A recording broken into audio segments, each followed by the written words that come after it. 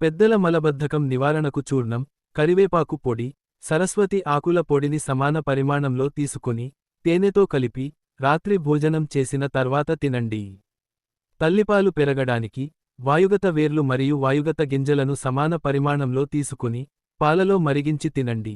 పాలు లేని స్త్రీలకు పాలు పెరగడానికి సహాయపడుతుంది.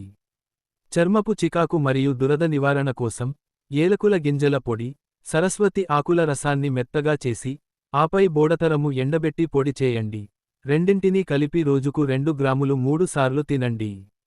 శరీరాన్ని బలోపేతం చేయడానికి, పిల్లల నుండి పెద్దవారి వరకు, అత్తి విత్తనాలు, మర్రి విత్తనాలు మరియు రావి గింజలను సమాన పరిమాణంలో తీసుకొని, పాలలో రుబ్బి, 5 గ్రాములు తీసుకొని, ఉదయం మాత్రమే తినండి.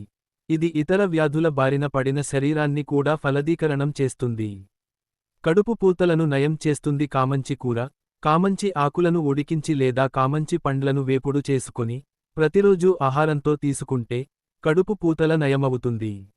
శరీర ఆరోగ్యానికి సంబంధించిన ఇటువంటి విలువైన సమాచారం మీకే కాకుండా, ఇతరులతో కూడా పంచుకోండి. ప్రకృతిక ఆహార మరియు ఆయుర్వేద సలహాదారులు, సాంప్రదాయ వైద్యులు సురేష్.